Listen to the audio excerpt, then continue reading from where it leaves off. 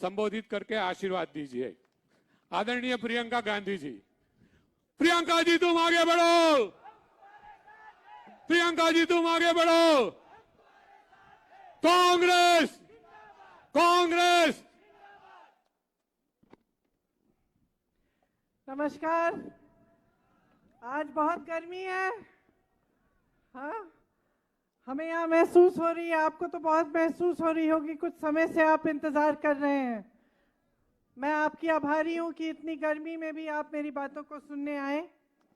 श्री मुकुल वासनिक जी, श्री शक्ति सिंह गोयल जी, श्री अनंत पटेल जी, श्री सिद्धार्थ चौधरी जी, श्री गौरव पांड्या जी, श्री निषाद देसाई जी, श्री दिनेश भाई पटेल जी, श्री किशन पटेल जी, श्री सिद्धार्थ पटेल जी, श्रीमती अमी याग्निक जी, श्रीमती उषा नायडू जी, मंच पर उपस्थित सभी नेतागण, सभी कांग्रेस के पदाधिकारी, कार्यकर्तागण का इस सभा में बहुत बहुत स्वागत।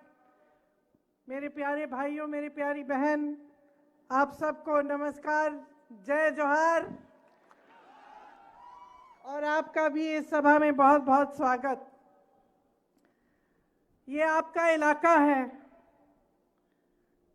बहुत प्राकृतिक तौर पर बहुत सुंदर इलाका है। यहाँ आप किसान भाई, छोटे कारोबारी, आप सब की धरती है।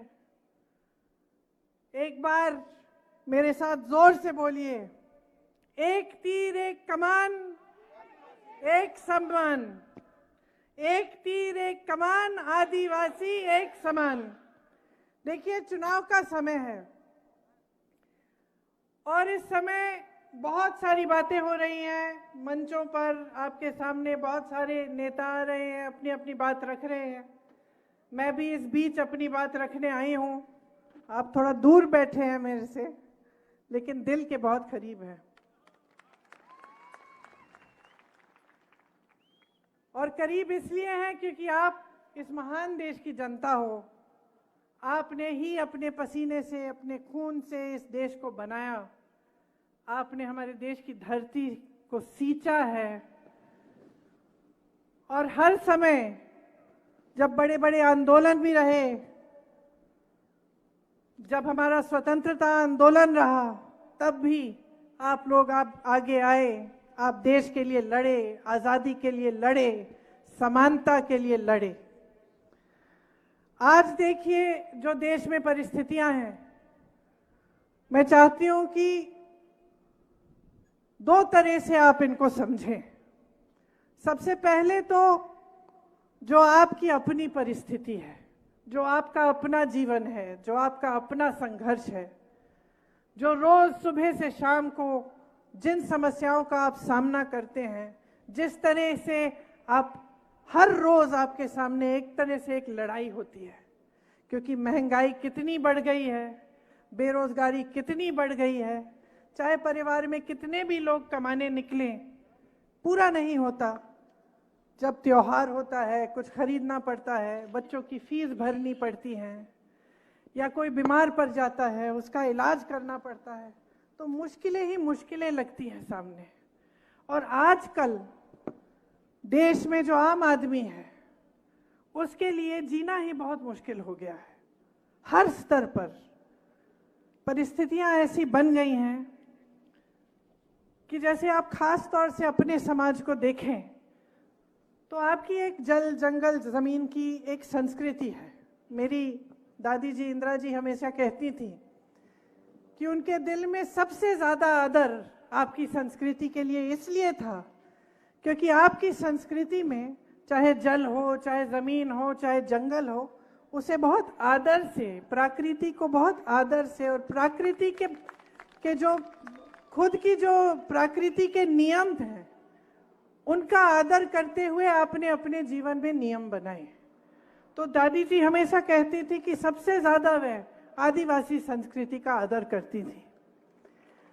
इसीलिए जब देश स्वतंत्र हुआ और जब हमारा संविधान बना, तो उस संविधान में खास तौर से सबको समान अधिकार मिला। ताकि चाहे वो आदिवासी हो, चाहे दलित हो, चाहे छोटा सा किसान हो कहीं, चाहे अपना कोई कारोबार करता हो, या फिर कोई बड़ा बिजनेस करता हो, या प्रधानमंत्री हो, या मंत्री हो, या कोई रईस आदमी हो, सबका एक समान अधिकार इस संविधान ने हमें दिया। और इस संविधान को बनाने के लिए, हमारी आज़ादी के लिए हमारे बड़े बड़े महापुरुष लड़े। तो इस संविधान ने अगर आपको कुछ दिया है तो ये जल, जंगल, जमीन का जो अधिकार है वो दिया है, वोट का अधिकार दिया है, समानता का अधिकार दिया है, आरक्षण का अधिकार दिया है। अब आप जानते ही हैं, आपने देखा होगा कि भाजपा के कई नेता, कई मंत्री, कई जो चुनाव के उम्मीदवार हैं, जगह जगह में जाकर कह रहे हैं कि वो संविधान को बदलना चाहते हैं। देखा है आपने, सुना है, टीवी पे देखा? अच्छा, वो सब कह रहे हैं कि हम संविधान बदलना चाहते हैं। मोदी जी जब मंच पे आते हैं तो कहते हैं कि ऐसी कोई बात नहीं है। लेकिन अगर आप इनका इतिहास देखो और देखो कि किस तरह से ये लोग पिछले 10 सालों से किस तरह से इन्होंने इस देश में अपना राज चलाया है, तो जो करने जा रहे हैं वो बात हमेशा वो अपने छोटे नेताओं से, मंत्रियों से कहीं कहीं बुलवा देते हैं और सबसे पहले शुरू में उस बात को नकारते हैं। तो शुरू में क्या कहते हैं कि चलो एक उम्मीदवार से कहलवा दिया, एक मंत्री से कहलवा दिया, किसी और से कहलवा दिया, और हम मना करेंगे कि भाई हम ऐसा नहीं करने जाएंगे। जैसे ही सत्ता फिर वापस आती है तो वही चीज करते हैं जिसको इन्होंने नकारा था। तो ये इनका एक पुराना सिलसिला, एक पुराना तरीका है। आज हमने देखा कि कितनी खतरनाक चीज कह रहे हैं कि इनके लोग कह रहे हैं कि संविधान को बदलेंगे। इस संविधान ने ही आपको अधिकार दिया, तो इसको बदलने का क्या मतलब है? इसको बदलने का एक ही मतलब है बहनों और भाइयों, कि ये लोकतंत्र को और भी दुर्बल बनाना चाहते हैं, कि इस देश की जनता को दुर्बल बनाना चाहते हैं। 10 सालों में उन्होंने ऐसा कोई काम नहीं किया जिससे हमारा लोकतंत्र, जिससे आपके अधिकार, चाहे आदिवासियों के अधिकार हो, चाहे दलितों के अधिकार हो, चाहे किसी आम जनता के अधिकार हो, उनको मजबूत करने का काम नहीं किया है, सिर्फ उनको कमजोर करने का काम किया है। और जितने भी ऐसे संस्थान हैं जो लोकतंत्र को बचाते हैं, जो आपको बचाते हैं, आपके अधिकारों को बचाते हैं, उनको कमजोर किया है। चाहे आप मीडिया को लीजिए, एक जमाने में जब हम लोगों की सरकार होती थी तो मीडिया हर रोज हमसे सवाल उठाती थी, हर रोज कहती थी कि भाई सरकार ये गलत कर रही है, वो गलत कर रही है। और ये अच्छा होता है लोकतंत्र के लिए। किसी ने उन्हें टोका नहीं, किसी ने उन्हें जेल में नहीं डाला, किसी ने उनका मुंह बंद नहीं किया, किसी ने उन्हें खरीदने की कोशिश नहीं की। लेकिन आज जो परिस्थितियां हैं, पूरी मीडिया बिकी हुई है, पूरी मीडिया कुछ बड़े बड़े खरबपतियों की है। आपको सच्चाई दिखती नहीं है, तो आपको कौन सी सच्चाई दिख रही है? 2 अलग सच्चाइयां हैं। एक तो आपको दिख रहा है कि जो टीवी पे दिखता है कि बड़े बड़े काम हो रहे हैं, देश आगे बढ़ रहा है, हमारी अर्थव्यवस्था बहुत तेजी से आगे बढ़ रही है और सब चमकीला सुंदर दिखता है। कभी G20 की बात होती है, कभी किसी और चीज की बात होती है।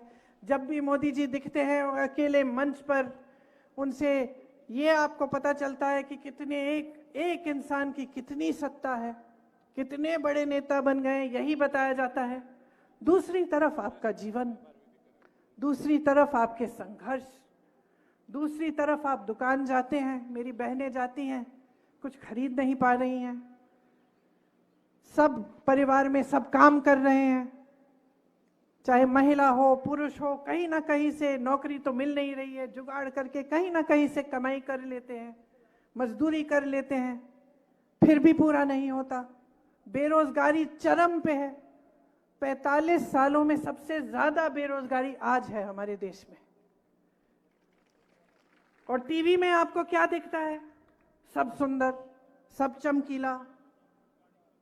आज सबसे आसान हो गया है आदिवासियों की जमीन छीननी, जंगल छीनने, नदी से, जो नदी के साथ में लगी हुई जमीन है उसको छीनना। हिंसा हो गई है बहुत आपके समाज के साथ, बच्चियों की तस्करी होती है, आपका उत्पीड़न होता है, कोई कुछ नहीं कहता। जगह जगह जहां इनकी सरकारें हैं, अत्याचार होते हैं आप पे, आप देखते होंगे, हमने भी देखे, वीडियो पे कभी कभी निकल आते हैं। किसी ने कुछ किया नहीं इसको रोकने के लिए, कोई आपका साथ नहीं देता, आपकी सुनवाई नहीं करता। तो ये आज पूरे भारत में आदिवासी समाज के साथ हो रहा है। आदिवासी समाज लड़ रहा है अपने अधिकारों के लिए, अपने प्रति जो अत्याचार हो रहे हैं उसके खिलाफ। यहाँ जो आपके उम्मीदवार अनंत पटेल जी हैं, ये खुद संघर्ष और आंदोलन से निकले हैं, खुद आपकी लड़ाई लड़ते हैं, आपकी आवाज उठाते हैं। शायद आपको पता नहीं होगा, बहुत चर्चा है कांग्रेस पार्टी के मैनिफेस्टो मतलब घोषणा पत्र के बारे में। इस बार हमने इसे न्याय पत्र का नाम दिया है। न्याय पत्र का नाम इसलिए दिया है क्योंकि हम देख रहे हैं, जिस तरह से आप देख रहे हैं और आपको अपने जीवन में महसूस हो रहा है कि पिछले 10 सालों से बहुत बड़ी बड़ी बातें की गई हैं, लेकिन आपके जीवन में तरक्की नहीं आई, आपको न्याय नहीं मिला। इसी तरह से राहुल जी, कांग्रेस के नेता, कांग्रेस के हमारे अध्यक्ष महोदय जी खड़गे जी और सब नेता सब देख रहे हैं कि 10 सालों में सिर्फ अन्याय ही अन्याय हुआ है आप सबके साथ। इसीलिए हमने इस बार अपने घोषणा पत्र का नाम ही न्याय पत्र लिखा और राहुल जी ने एक न्याय यात्रा निकाली जिसमें वो गुवाहाटी से मुंबई तक चले और कन्याकुमारी से कश्मीर तक तो पैदल चले, उससे पहले 4000 किलोमीटर, ये कहने के लिए कि अब देश को न्याय चाहिए, देश के गरीब को न्याय चाहिए, देश के किसान को न्याय चाहिए, देश के आदिवासी को न्याय चाहिए, देश के दलित को न्याय चाहिए, क्योंकि आपके साथ अन्याय हो रहा है। तो हमने जो न्याय पत्र बनाया है उसमें हमने काफ़ी ऐसी स्कीम और काफ़ी ऐसी गारंटी हम लाए हैं जो हम पूरा करके आपको दिखाना चाहते हैं। आपने देखा होगा कि जहाँ जहाँ हमारी सरकारें हैं, चाहे कर्नाटका में हो, चाहे छत्तीसगढ़ में रही थी, चाहे आज हिमाचल प्रदेश में है, तेलंगाना में है, वहाँ वहाँ जो गारंटी हमने चुनाव से पहले दी उनको हम आज पूरा करके दिखा रहे हैं। आप कर्नाटका में किसी भी महिला से पूछ लीजिए क्या वो फ्री में बस यात्रा करती है, वो बोलेगी कि हाँ कर रही हूँ। किसी भी महिला से पूछिए कि क्या आपको हर महीने 2000 रुपए मिल रहे हैं सरकार से, वो मना नहीं करेगी, कहेगी कि हाँ जब से कांग्रेस की सरकार आई है मुझे मिल रहे हैं। तो इसी तरह से हमने खास आपके समाज के लिए कुछ हम गारंटीज लाए हैं। हम एक विशेष बजट आपके लिए जारी करेंगे और जो वन अधिकार का कानून है जिसमें आपको पट्टे जो पट्टे आपको मिले थे उनका फैसला 1 साल के अंदर अंदर हम करवाएंगे। SC ST का जो सब प्लान है उसको हम लागू करेंगे और आदिवासियों की जहां पे ज्यादा जनसंख्या है उन जगहों पे, उन क्षेत्रों को हम अनुसूचित क्षेत्र घोषित करेंगे ताकि आपको सब सुविधाएं मिले। और जो मजदूरी है, न्यूनतम मजदूरी हम 400 रुपए की करेंगी ताकि कोई आपका शोषण न कर पाए। देखिए यहाँ पे प्रवासी बहुत हैं। मुझे याद है कोरोना के समय यूपी और बिहार के बहुत सारे लोग यहाँ पे फंस गए थे। मोदी जी की सरकार ने तो कह दिया एक दिन में कि सब कुछ लॉकडाउन हो गया है, बसें बंद, ट्रेनें बंद, दुकानें बंद, और लोगों को इतनी पीड़ा हुई। गुजरात से उत्तर प्रदेश तक, बिहार तक पैदल निकले, किसी को पता नहीं था पहुंचेंगे कि नहीं और कोई चारा ही नहीं छोड़ा। मुझे याद है उस समय एक लड़का अनूप तिवारी यूपी का था, चाय बेचते थे वो,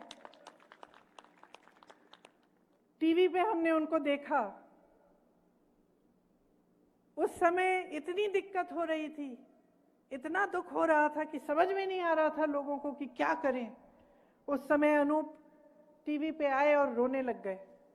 और जब हमने ये देखा तो हमने अपने ऑफिस में किसी से कहा कि भाई ढूंढिए इन्हें, इनसे बात करने की कोशिश करिए, हम मदद करना चाहते हैं। और उनके जरिए 7000 टिकटों की व्यवस्था हुई। यहाँ से तमाम प्रवासी भाई बहन अपने घर सही सलामत पहुंच पाए। तो देखिए, अगर कोई नेता हो, कोई राजनीतिक दल हो, कोई सरकार हो जिसकी नीयत ठीक हो, जो आपके लिए सही काम करना चाहती है, तो कोई नहीं रोक सकता। और अगर आपको ये परिस्थिति दिख रही है अपने जीवन में कि 10 सालों से आपके लिए कुछ किया नहीं गया है, तो नीयत में जरूर कुछ खोट होगी।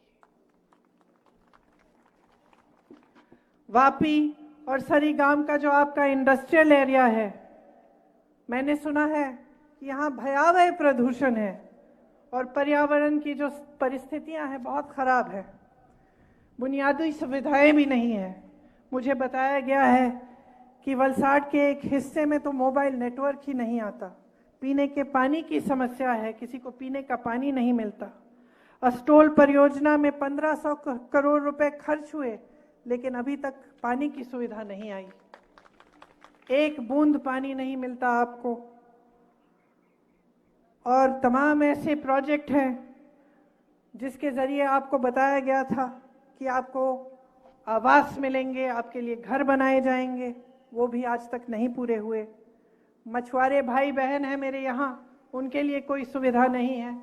हमने अपने न्याय पत्र में खास अपने मछुआरे भाई बहनों के लिए लिखा है, और ये गारंटी है हमारी कि हम आपके आईडी कार्ड की सुविधा बनाएंगे और आपके लिए और आपके जो नाव है उसके लिए इंश्योरेंस की स्कीम लाएंगे।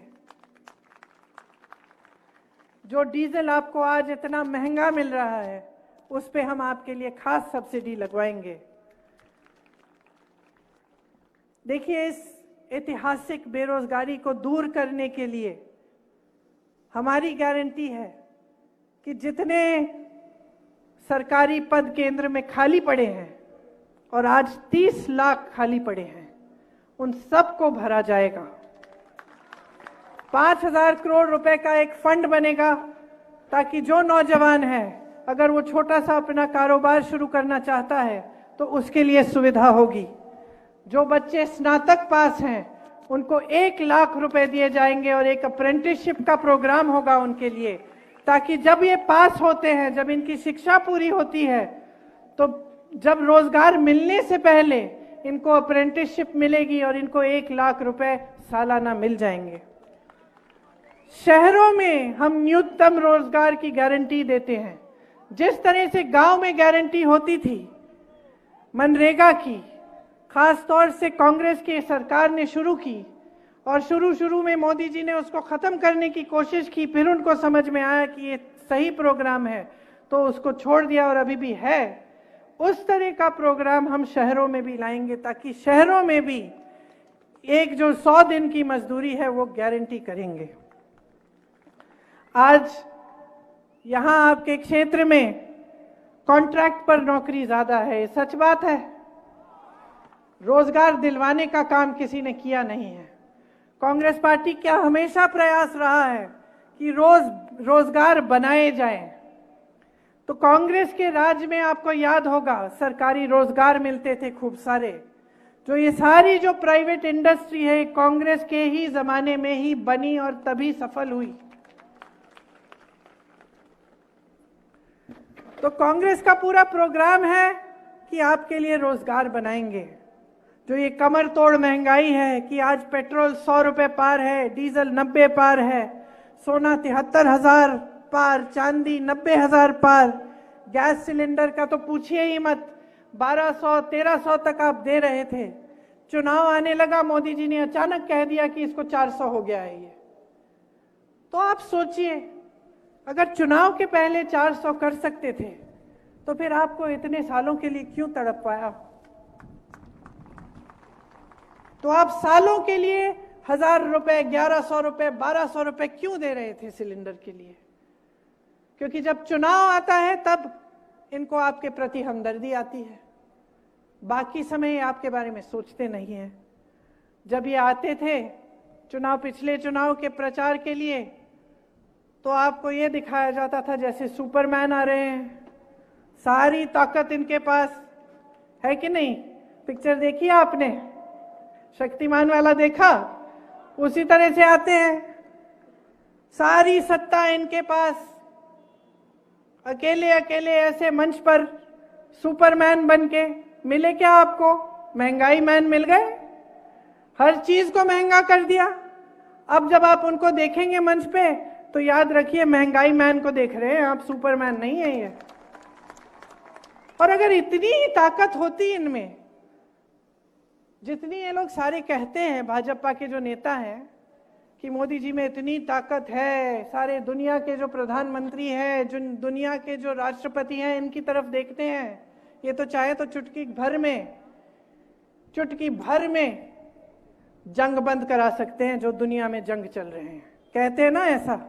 हाँ, तो चुटकी भर में बेरोजगारी कम क्यों नहीं की? चुटकी भर में आपकी महंगाई कम क्यों नहीं की? चुटकी भर में आपके पास पानी क्यों नहीं लाए? कभी सोचा है आपने कि आपको बताया क्या जा रहा है और हो क्या रहा है? आप जीवन क्या जी रहे हैं? देश का जो आम आदमी है वो जी क्या रहा है, उसके संघर्ष क्या है, इनको तो मालूम ही नहीं है। ये तो घिर गए हैं सत्ता से। इनके आसपास जो भी लोग हैं इनसे डरते हैं, इनको कुछ कहने से डरते हैं। देखिए, हमने बहुत प्रधानमंत्री देखे हैं, परिवार में भी प्रधानमंत्री रहे 2, सत्ता को देखा है, समझते हैं कि सत्ता में क्या होता है, क्या होता है। सारे चमचे आसपास आ जाते हैं कि नहीं? सब वही कहते हैं जो आप सुनना चाहते हैं। और अगर नेता समझदार ना हो, अगर नेता में ज्यादा अहंकार हो, और अगर नेता आपको अपने आप को सर्वोपरि समझता है, तो वो नेता आस्ते आस्ते खुद भटक जाता है। तो आज के दिन जब हमारे देश के प्रधानमंत्री इतने अहंकारी हैं, आप मुझे बताइए, कोई उनको कुछ कह नहीं सकता। उनको कैसे मालूम होगा कि आपकी परिस्थितियां क्या हैं? आपके बीच तो आते नहीं हैं। आपको याद है इंदिरा जी आती थी, राजीव जी आते थे, मैं खुद उनके पीछे पीछे जाती थी, बच्ची थी। गांव में डांट खाते थे, अपने ही संसदीय क्षेत्र में अमेठी की महिलाएं डांट देती थी कि अच्छा है भैया, हम प्यार तो करते हैं आपसे, लेकिन हमारी सड़क बना दो पहले। और वो नाराज नहीं होते थे, कभी नाराज नहीं होते थे, प्यार से बोलते थे कि बहन कर दूंगा, मैंने इसका ऑर्डर दे दिया है, कुछ समय तो दे दो मुझे, हो जाएगा। ये थी हमारी परंपरा, और ये हमारी पुरानी परंपरा है देश की। इंदिरा जी तो कितना आई। मैं छोटे से छोटे आदिवासी गांव में जाती हूँ, छोटे से छोटे घर में मुझे एक महिला मिलती है, बूढ़ी सी, बताती है कि मैंने आपके लिए, आपकी दादी जी के लिए मैंने खीर बनाई थी। और मुझे खुद ताज्जुब होता है कि दादी जी उस जमाने पे पहुंची कैसे? हम तो हेलीकॉप्टर लेके, फिर गाड़ी में जाके, फिर कैसे पहुंचे वहां? वो कैसे आती थी जब वो साधन ही नहीं थे उस समय इतने, लेकिन वो पहुंचती थी, क्योंकि यही हमारे देश की परंपरा रही है, अहंकार की परंपरा नहीं रही है। हमारे देश की जो परंपरा है, महात्मा गांधी जी से लेकर सारे नेताओं की, वो यही रही है कि जनता सर्वोपरि है, कि इस देश का किसान सर्वोपरि है। आज किसान को देखिए, आंदोलन करता है, दिल्ली आकर लाखों किसान बैठते हैं सर्दी में, उनकी बिजली काटी जाती है, पानी काटा जाता है, मोदी जी घर से नहीं निकलते, पूछते नहीं हैं। 600 किसान शहीद हो जाते हैं। कुछ किसानों को एक भाजपा का मंत्री कुचल देता है अपनी जीप के नीचे, मोदी जी फिर भी कुछ नहीं कहते हैं, सुनवाई ही नहीं होती। वो कानून तब बदले जाते हैं, तब वापस लिए जाते हैं जब चुनाव आने लगता है। बस चुनाव की परवाह है बहनों और भाइयों, सत्ता की परवाह है, आपकी परवाह नहीं है। आज किसान खेती के हर सामान पर जीएसटी दे रहा है। इतनी महंगाई हो गई है उसके लिए कि खेती से कमाई ही नहीं हो रही है। ऊपर से बड़े बड़े खरबपति मित्र जो हैं मोदी जी के, उनको सारी खेती की सारी वो दे रखी है, और बड़े बड़े उद्योग सारे दे रखे हैं देश के, और देश के बंदरगाह दे रखे हैं, देश के एयरपोर्ट दे रखे हैं, सब कुछ, सारी देश की संपत्ति उनको दे रखी है। देश का किसान कर्ज लेता है, 10,000 रुपए, 50,000 रुपए, 1,00,000 रुपए के लिए आत्महत्या करता है। मैं गई हूं ऐसे किसानों के घरों में। यूपी में ललितपुर में किसान के घर गई थी, बेटी रो रही थी, आंसू रुक ही नहीं रहे थे। पिता ने 1,00,000 रुपए के लिए आत्महत्या कर ली। खड़े हुए थे लाइन में खाद लेने के लिए कि खाद मिल जाएगी, कुछ कमाई हो जाएगी। 3 दिन खड़े रहे वितरण केंद्र के बाहर। सरकारी वितरण केंद्र भी नहीं था, प्राइवेट था, क्योंकि सरकारी वाला बंद हो चुका था। खड़े रहे, घर नहीं आई। बेटी कहती रही पानी पी लो, कुछ खा लो। नहीं, अगर मैं लाइन छोड़ूंगा मुझे खाद नहीं मिलेगी। घर आते हैं, कुछ नहीं मिला, घर आते हैं, आत्महत्या कर लेते हैं। दूसरे एक किसान लाइन में ही मर जाते हैं। 10,000 रुपए के लिए, 50,000 रुपए के लिए, 1,00,000 रुपए के लिए। और मोदी जी के खरबपति मित्र, उनके लिए मोदी जी ने 16 लाख करोड़ रुपए माफ कर दिए। 16 लाख करोड़ रुपए का कर्ज उनका माफ, और किसानों के लिए 1 रुपया कर्ज माफ नहीं किया। कैसी सरकार चल रही है देश में? अपने आप से पूछो। कोई ये नहीं कहता कि उद्योगपतियों को आगे मत बढ़ाओ, बढ़ना चाहिए, रोजगार मिलेगा, चलो आगे बढ़े। लेकिन कभी पहले इस पूरे देश के इतिहास में ऐसा हुआ है कि 5-6 उद्योगपतियों को सारी देश की संपत्ति पकड़ा दी है? देश के बैंक, देश का पैसा, 16 लाख करोड़ रुपए उनको माफ। 15,000 करोड़ का गन्ने का बकाया होता था यूपी के किसानों का कोविड से पहले ही। 15,000 करोड़, इनको आपने 16 लाख करोड़ माफ कर दिए। 15,000 करोड़ का जो गन्ने का बकाया था वो भी नहीं दिया। उसके बजाय 20,000 करोड़ रुपए इन्होंने नए संसद को बनाने में लगा दिए, जबकि अच्छा खासा संसद था। तो सोचिए सरकार सोच क्या रही है, इसकी नीयत क्या है, किसके लिए चल रही है? इस देश के गरीब के लिए चल रही है? इस देश के मिडिल क्लास के लिए चल रही है? इस देश के अधिकारी के लिए चल रही है जो पेंशन मांग के थक गया? कांग्रेस की जहां जहां प्रदेश की सरकार है वहां आज ओपीएस लागू है, भाजपा की सरकारों में लागू ही नहीं है। अधिकारी घबरा रहे हैं, कह रहे हैं हम नौकरी के लिए जब गए थे तो हमें यह आश्वासन था कि रिटायर होंगे तो हमें पेंशन मिलेगा, कि हमारा जीवन अब सुरक्षित है। आज परिस्थितियां क्या है पता नहीं कि पेंशन के पैसे कहां जा रहे हैं, किसमें डाले जा रहे हैं। घबराहट होती है। तो हर स्तर पे आप देखिए, चाहे किसान के साथ, चाहे आदिवासी के साथ, चाहे दलित के साथ, चाहे महिलाओं के साथ, हर स्तर पे झूठ का बोलबाला है। बस हम ये करेंगे, हम वो करेंगे, हम महिलाओं का एक को स्वतंत्र बनाएंगे, ये करेंगे, पैरों पे खड़ा करेंगे। कुछ नहीं हो रहा है। महिलाओं पर अत्याचार होता है, मोदी जी मुंह फेर लेते हैं। बार बार हमने यही देखा, हाथरस में हुआ, पलक भी नहीं झपकाए। उन्नाव में हुआ, जिसने अत्याचार किया उसको बचाया। उसके बाद ओलंपिक वाले जो हमारी मेडलिस्ट हैं, जब ओलंपिक का मेडल जीत के आई तब मोदी जी ने घर बुलाया, चाय पिलाई, फोटो खिंचवाई। जब वही लड़की सड़क पे बैठ के कहती है मुझे न्याय चाहिए, मेरे साथ गलत हुआ है, मेरे साथ अत्याचार हुआ है, मोदी जी का घर 1 किलोमीटर दूर भी नहीं है, निकल के भी नहीं आते, उसको तब बुलाते नहीं है चाय पे। फिर पूरे देश के सामने बड़े बड़े मंचों पर सारी भाजपा की महिला नेत्रियां मोदी जी पे माला लगाकर कह रही हैं कि मोदी जी ने आरक्षण दे दिया है महिलाओं के लिए। सच्चाई क्या है? जो महिलाओं के लिए आरक्षण दिया है संसद में, वो 5-6 सालों तक मिलेगा ही नहीं। वो नाम के वास्ते दिया है। स्कीम्स जो दी हैं आपके विकास के लिए, नाम के वास्ते हैं। अगर नाम के वास्ते नहीं होती तो आपको दिखती ना जमीन पे, तो आपके जीवन में तरक्की आती। वहां 16 लाख करोड़ रुपए देश के दे दिए, संपत्ति दे दी, बंदरगाह दे दिए, हवाई अड्डे दे दिए। यहां क्या दिया? 5 किलो राशन का बोरा। और इस 5 किलो राशन के बोरे पे कहते हैं कि आपका भविष्य बनेगा। किसने दे दी इनको ऐसी हिम्मत? राशन अच्छा है, सबको मिलना चाहिए, लेकिन क्या आप अपने नौजवान बच्चों का भविष्य इस राशन के बोरे पे बना सकते हैं? नहीं बना सकते हैं। कल मुझे कोई बोलेगा ऐसे कि भाई बेटा काम ना करे, हम 5 किलो राशन देते रहेंगे, लड़ पड़ूंगी मैं, क्योंकि हम सब चाहते हैं कि हमारे बच्चे बड़े हों, काम करें, रोजगार करें, कमाई करें, भविष्य उनका उज्जवल रहे। आज कुछ काम करें, कल प्रमोट होकर कुछ और करें, कुछ बड़ा करके दिखाएं।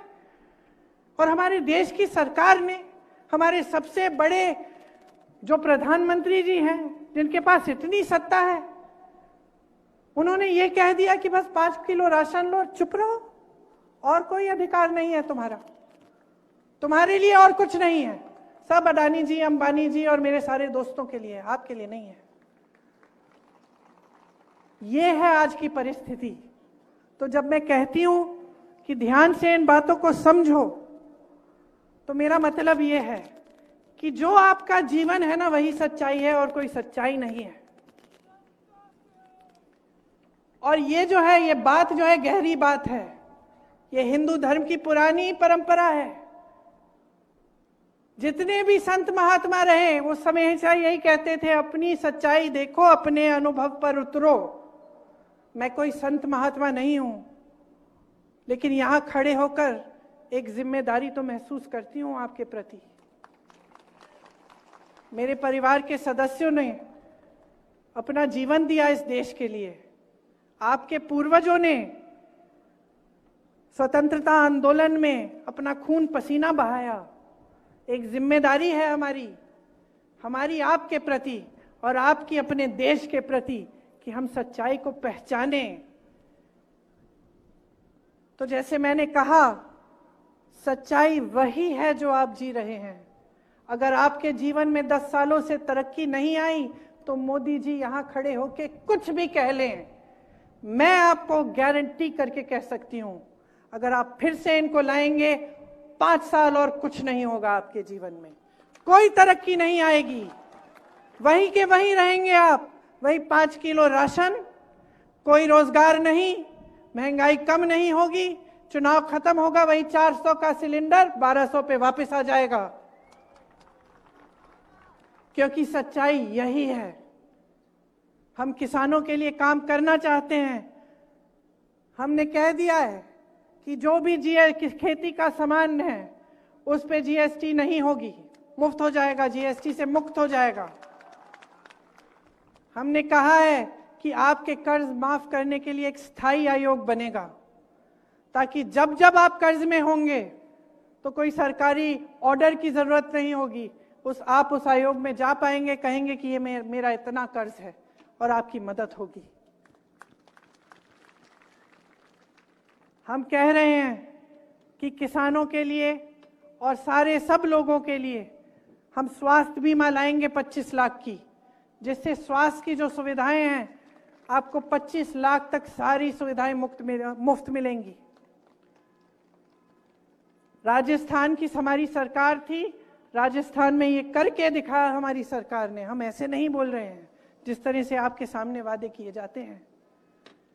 जैसे मैंने कहा, आज सब खरबपतियों के लिए हो रहा है। इस बीच मोदी जी क्या कर रहे हैं? लोकतंत्र को कमजोर कर रहे हैं हर स्तर पर। जैसे मैंने पहले कहा, आपके अधिकारों को कमजोर कर रहे हैं और विपक्ष पर एक भयानक हमला कर रहे हैं। कह रहे हैं कि विपक्ष के जो जितने भी नेता हैं सब भ्रष्ट हैं, सिर्फ मोदी जी ही ईमानदार और पाक हैं बस। कांग्रेस पार्टी के तो बैंक के खाते बंद करा दिए इन्होंने, 2 मुख्यमंत्री जेल में डाल दिए, संसद से मेरे भाई को बाहर तो निकाल ही दिया था, उनके साथ साथ 150 तक के तकरीबन सांसद निकाल दिए, इस सेशन में बाहर निकाल दिए। इनके पास अपार धन है, इकट्ठा कर लिया है इन्होंने, अच्छी अच्छी स्कीमें ये लाए भ्रष्टाचार करने की, उसके बारे में आपको बताऊंगी। अपार धन इकट्ठा कर लिया है, अपार मीडिया का साथ है और अपार सत्ता है। तो मैं चाहती हूं कि आप पहचानिए कि आज देश में एक तरफ ये अपार मीडिया, ये अपार सत्ता, ये अपार धन, और दूसरी तरफ सत्य की लड़ाई है, दूसरी तरफ सच्चाई है, दूसरी तरफ हम सब लड़ रहे हैं आपके लिए कि आप कमजोर ना हो और आपका लोकतंत्र बना रहे, ताकि आपके अधिकार इस देश में हमेशा बने रहे और मजबूत रहे। इन्होंने भ्रष्टाचार की एक बहुत बढ़िया स्कीम निकाली, इलेक्टोरल बॉन्ड की स्कीम निकाली इन्होंने। स्कीम थी क्या कि जो भी चंदा देगा उसका नाम गुप्त रहेगा। तो बड़े बड़े उद्योगपतियों ने इनको चंदा दिया, सबको चंदा दिया, ये नाम गुप्त रहे। सुप्रीम कोर्ट में केस लग गया, सुप्रीम कोर्ट में जजों ने कहा कि ये सब गलत है, ये सूची आप जारी करो, सार्वजनिक करो, इसको सबको दिखना चाहिए कि किसने कितना दिया और किसको दिया है। तो सब सच्चाई बाहर निकल आई। सच्चाई क्या थी बहनों और भाइयों? सच्चाई ये है कि इन्होंने चंदा जिस से लिया है, कुछ लोगों पे छापा मार के लिया। पहले छापा मारा, चंदा ली, पीछे हट गए, केस डाला, चंदा लिया, केस बंद। ऐसे ऐसे लोगों से चंदा लिया, कंपनियों से। यहाँ पे आपका एक पुल गिरा था गुजरात में, आपको याद है? उस कंपनी से भी चंदा लिया है। आपको कोरोना की वैक्सीन लगी, उस कंपनी से भी चंदा लिया है। तो चंदा नहीं, वसूली थी, है धंधा था इनका। आज सामने आ गया है, सबके सामने आया तो हर मंच पे खड़े होके ऐसा कहने लगे कि हमने तो इसको, पहली बार देश में ये सूची पारदर्शी हुई है, पहली बार हमारी वजह से पारदर्शी हुई। अरे भाई, स्कीम गुप्त बनाने की स्कीम तो तुम्हारी थी। अब जज ने बोला पारदर्शी करो, पारदर्शी कर लिया, अब कह रहे हो कि आप ही ने पारदर्शी बना दी है। तो झूठों का तो सिलसिला बंद ही नहीं होता, हर स्तर पे झूठ झूठ झूठ। अब आजकल पता नहीं क्या हो गया है प्रधानमंत्री जी को। घर में शादी होती है, हर परिवार में ऐसा होता है, शादी होती है तो शादी के समय आपने देखा होगा, मैंने बहुत बार देखा है कि हमेशा एक अंकल जी होते हैं जो कोने में बैठ जाते हैं और अपना छोटा सा दरबार लगाते हैं कि नहीं? होते हैं ना। जो भी बोर हो रहा होता है वो कहता है कि भाई सुनूं मैं अंकल जी क्या कह रहे हैं। जाके सुनते हैं कि अंकल जी क्या कह रहे हैं, आज कुछ ना कुछ नया तो लाएंगे। और अंकल जी सबको अपना ज्ञान देते रहते हैं, देते हैं कि नहीं, है ना?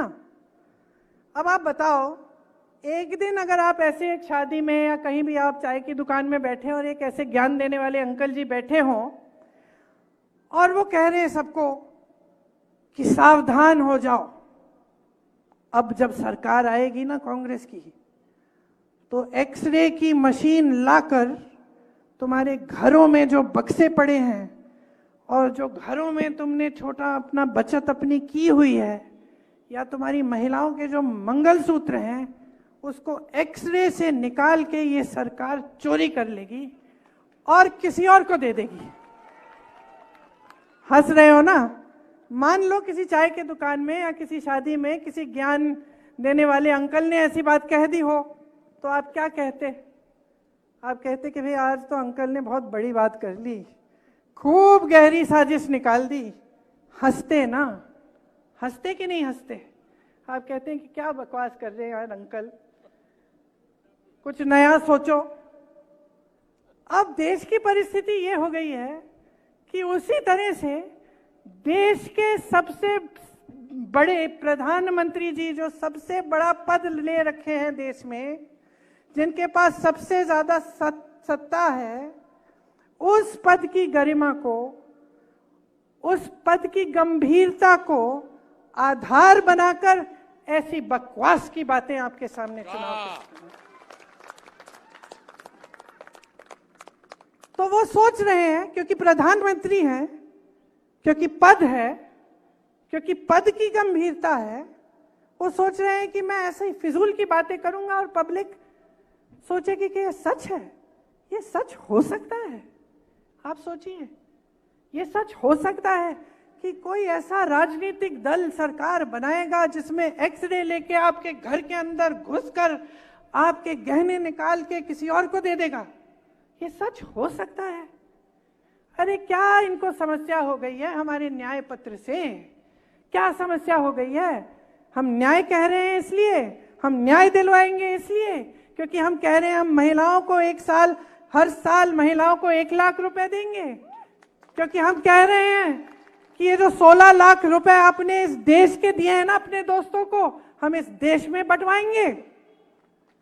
बस यही तो कह रहे हैं हम कह रहे हैं कि जो स्कीम्स हैं इनसे आपको रोजगार मिलेगा।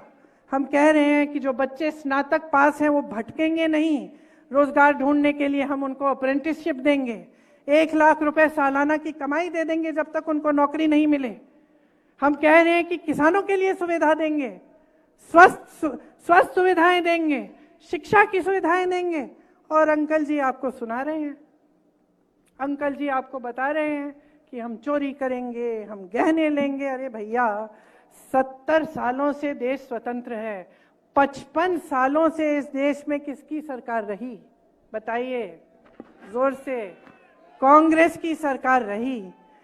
कभी किसी सरकार ने ऐसी कोई स्कीम निकाली जिससे कोई एक्सरे मशीन आपके घरों में आकर आपके गहने ले जाए बताइए? तो क्या हो गया है मोदी जी को? कॉन्फिडेंस तो नहीं हिल गया है? घबरा तो नहीं रहे हैं कि बहकी बहकी बातें कर रहे हैं हर जगह जाके? मतलब मैंने कल टीवी चलाया, मुझे तो यकीन ही नहीं हुआ कि ये देश के प्रधानमंत्री बोल रहे हैं। मैंने सोचा किसी ने गलत वो वीडियो मॉर्फ करके कर दिया होगा। फिर दोबारा मैंने किसी दूसरे चैनल पे देखा कि भाई यही कह रहे हैं। फिर मैंने सुना एक्सरे मशीन, मंगलसूत्र, पता नहीं क्या क्या कह रहे हैं। फिर आगे जाके कुछ और भटकी भटकी बातें कहने लग गए। तो क्यों कर रहे हैं ये? कभी सोचा है आपने? क्या सोचा है? उम्र का तकाजा ये भी है।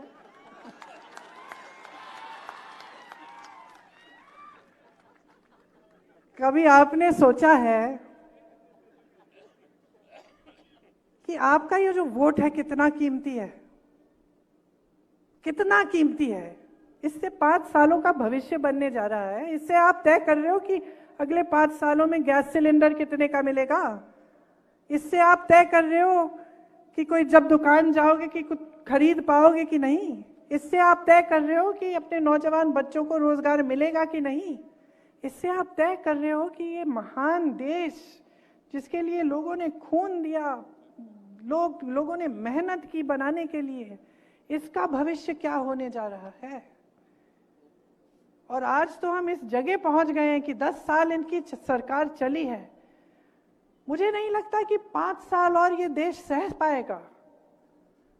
अब तक तो सह लिया, अब संविधान बदलने की बातें हो रही हैं। कह रहे हैं 400 पार, हम संविधान बदल देंगे। क्या करने जा रहे हैं क्या पता।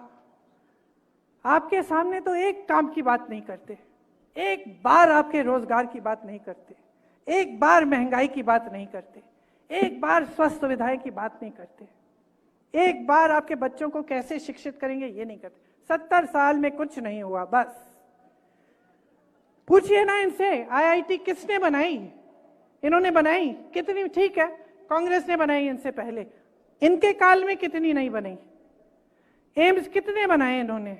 अस्पताल कितने बनाए? पाठशाला कितने बनाए? रोजगार कितने दिलवाए? कितने लोगों को गरीबी रेखा से ऊपर लाए? कभी नहीं कहेंगे क्योंकि कुछ है ही नहीं कहने वाला। कहने का कुछ है ही नहीं, किया ही नहीं, बस यही करते रहे। बड़े बड़े इवेंट, बड़ी बड़ी महलों में जाके किसी राष्ट्रपति से मिलना, कहीं दुनिया भर में कहीं घूमना, यही करते रहे। अब टाइम आ गया है रिपोर्ट कार्ड का, टाइम आ गया है। 5 सालों से तो आप कुछ भी करते रहे, आपसे किसी ने पूछा नहीं। अब जनता पूछ रही है, अब जनता कह रही है कि भाई बताओ क्या किया। तो अब घबराहट हो रही है। अब बहकी बहकी बातें, वही हिंदू मुसलमान, वही इधर उधर की बातें, वही विश्व गुरु, वही दुनिया के सबसे बड़े नेता हैं मोदी जी। अरे क्या लेना देना आपको कि कितने बड़े नेता हैं? अगर इतने बड़े नेता आपको पानी नहीं दिलवा सकते, आपका घर नहीं बनवा सकते, आपको रोजगार नहीं दिलवा सकते, तो हमें क्या माफी मांगनी चाहिए इनसे कि हमने रोजगार की बात उठा ली, कि हमने महंगाई की बात उठा ली, कि हम लड़ रहे हैं आपके हकों के लिए, कि हम कह रहे हैं कि इस देश को हम खत्म नहीं करने देंगे तुम्हें?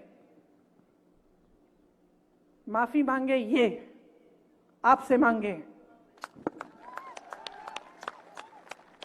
हर बार मंच पे आए माफी मंगवाओ कि हमारे सामने खड़े होकर आपने ऐसी उल्टी शुल्टी बातें, आपने ऐसी हल्की बातें कैसे कर डाली। आप माफी मंगवाओ, पूछो इनसे।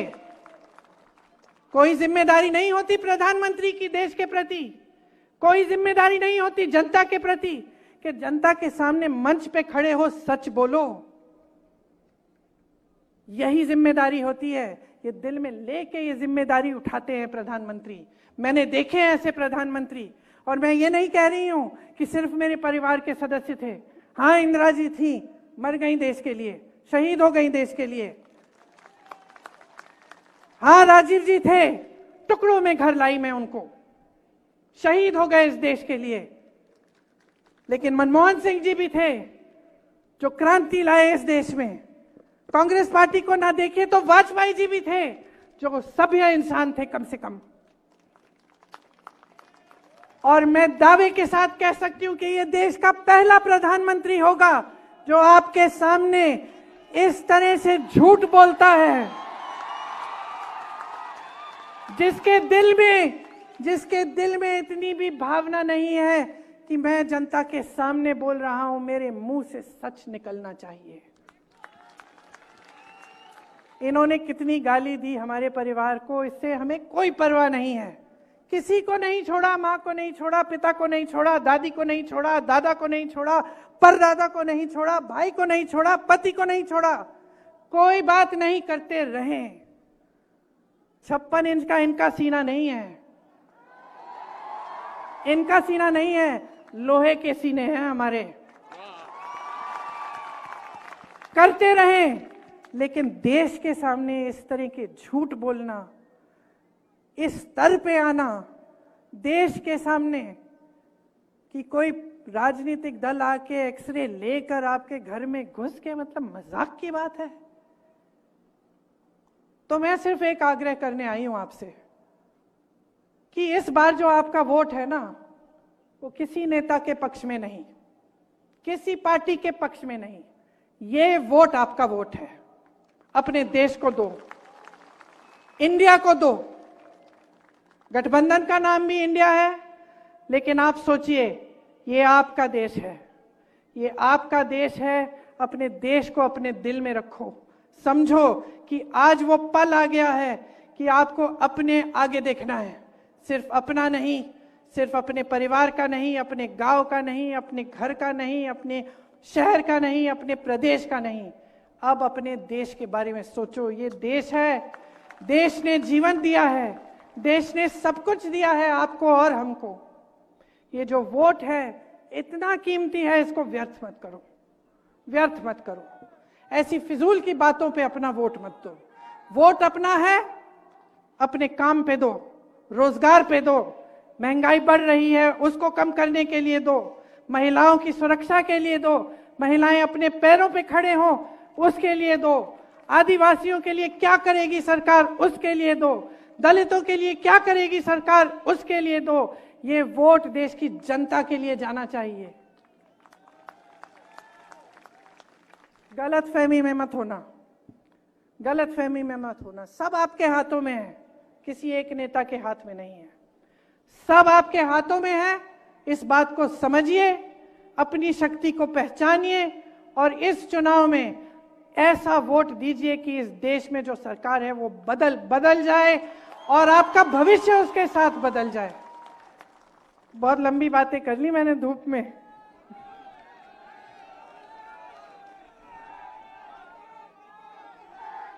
सही बोला कि नहीं? सही बोला? याद रहेगी बातें? जब पोलिंग में जाओगे आप अपना वोट डालने, 2 मिनट के लिए रुक के सोचो कि ये वोट किस लिए है। और याद रखो कि जब कांग्रेस को वोट डालोगे तो अपने ही पक्ष में अपने लिए वोट डाल रहे हो। आप सबको बहुत बहुत धन्यवाद। बहुत गर्मी में मेरी बातें सुनी। जय हिंद। एक बार जोर से मेरे साथ, जय हिंद। जय हिंद। जय हिंद। जय हिंद। जय हिंद। जय हिंद। अंकल जी की बात मत मानना।